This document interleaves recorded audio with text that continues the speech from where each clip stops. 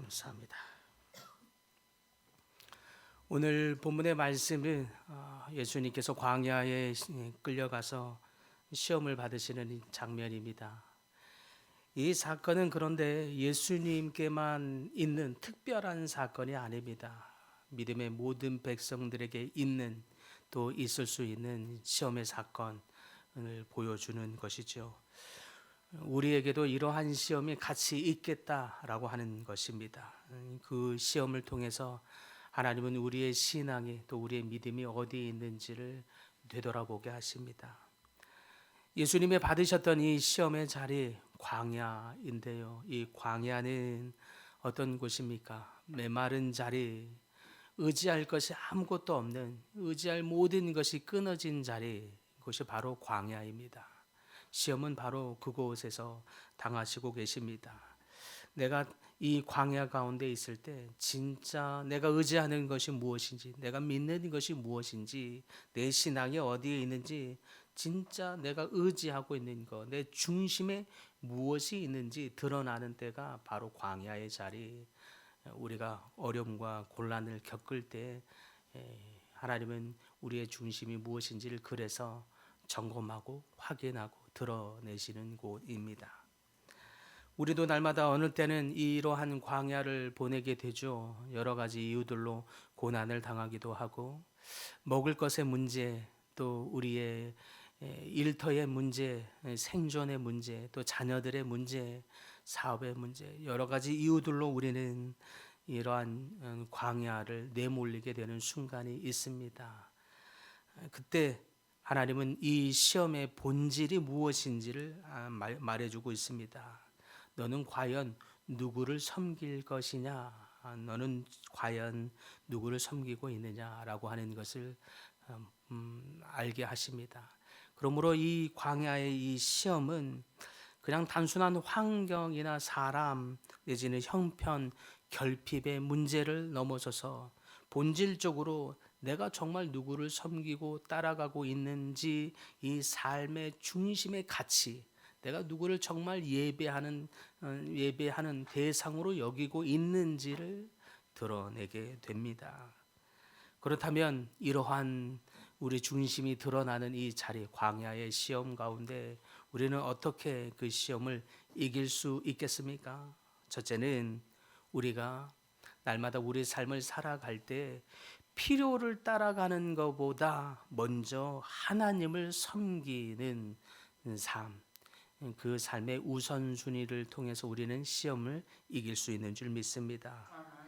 시험은 늘 사탄이 우리 가운데 육체의 궁핍함, 굶주림, 곤란함, 어려움 이런 상황 가운데 옵니다.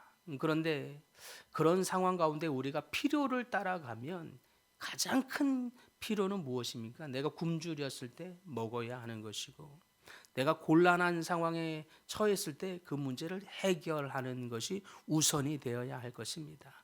근데 우리가 매번 어려운 처지가 될 때마다 이 필요를 따라서 우리가 우리의 삶을 행동과 상황 문제들을 해결해 나갈 때는 또 먼저 배고플 때는 먼저 돌이 떡덩이가 되든 무엇이든 먼저 무엇을 통해서든 먹어야 되는 것이 맞는 것입니다.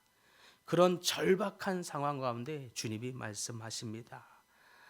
사람은 떡으로만 살 것이 아니요 하나님의 입으로 나오는 모든 말씀으로 살 것이니라 라고 말씀하십니다. 이 말씀은 우리 인간에게 있어서 떡이 중요하지 않다라고 말하는 것이 아닙니다. 떡이 우리 삶에 그렇게 필요한 존재가 아니라고 부정하는 것이 아닙니다. 떡의 가치를 인정하지 않는 하나님의 의도가 아닌 것입니다. 생명의 주인은 우리의 이 먹을 것, 떡 여기에서 나오는 것이 아니라 참된 생명의 주인은 주님으로부터 온다라고 하는 것을 우리에게 말해주고 있는 것입니다. 떡이 분명히 우리가 먹어야 우리의 생명을 유지할 수 있는 것은 분명합니다. 그런데 그 모든 우리의 삶의 동기와 목적과 초점이 이 떡에 가서는 안 된다라고 하는 것입니다. 주님이 되어야 하는 줄 믿으시기 바랍니다. 그럴 때 우리는 우리 삶에 큰 어려운 문제가 있을 때마다 우리가 떡을 위해서 결정하는 것이 아니라 오직 주님의 나라를 위해서 결정하게 되는 것입니다. 우리가 어려울 때 필요를 따라 살아가는 삶은 먼저 기도하기보다 문제를 해결하는 것이 앞서게 되고 믿음을 따르기보다 계산하는 것이 우선되게 되며 하나님께 묻기보다 보이는 것을 따라 살게 되는 것입니다. 그런데 그러다 보면 떡을 주시는 하나님은 온데간데 없이 사라지고 잊혀지게 되고 떡 자체를 우리의 삶의 가장 궁극적인 목적으로 삼게 되는 것입니다. 기억하시길 바랍니다.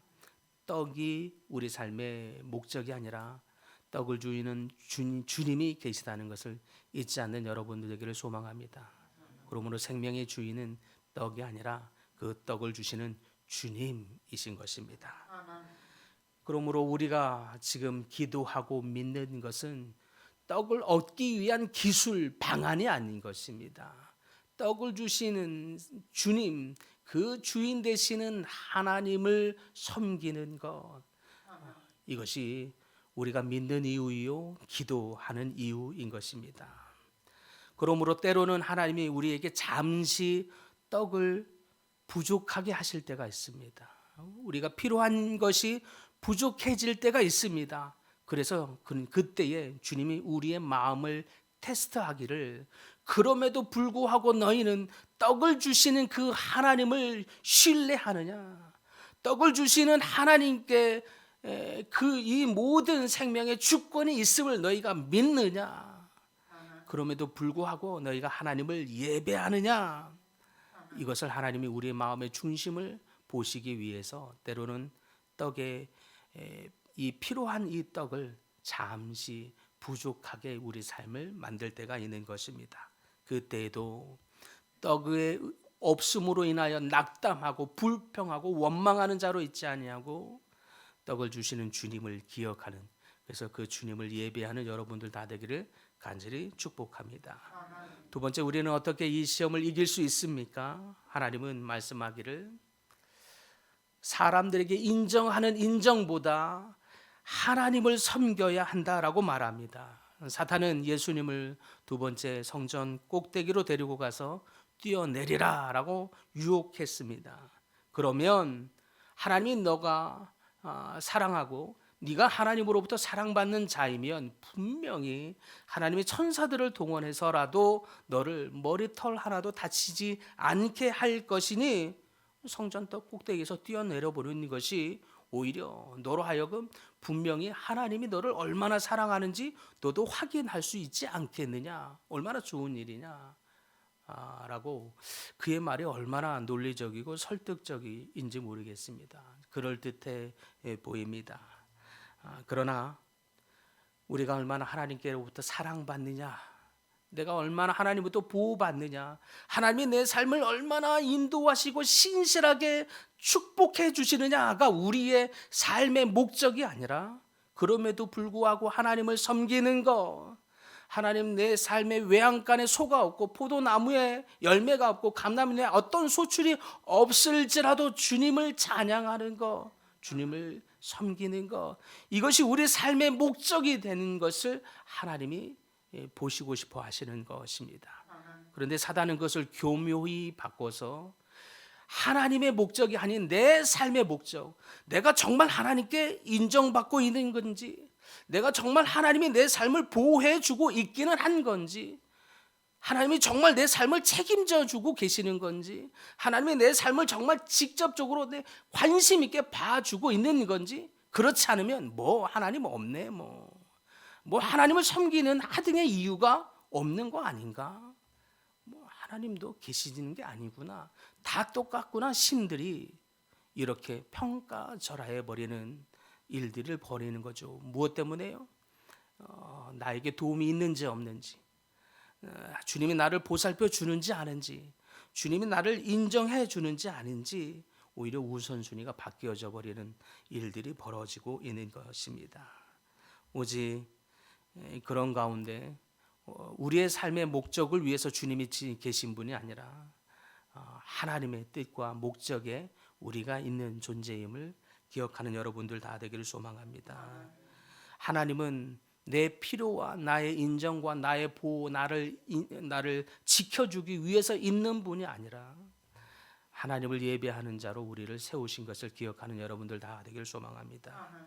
그 삶의 우선순위가 바뀌지 아니할 때 하나님 우리의 삶을 신실하게 보호하시고 신실하게 지키시며 우리를 이끌어 가시는 분, 우리 삶에 충풍성하게 경험될 것을 믿습니다. 세 번째, 그러므로 우리가 어떻게 또한 시험에서 이길 수 있는가? 그러므로 궁극적으로 자신의 어떤 영광보다 하나님을 섬겨야 한다고 말하고 있는 것입니다. 사탄은 마지막으로 천하 만국의 영광을 보여주면서 내게 절하면 이 모든 것을 주리라라고 말합니다.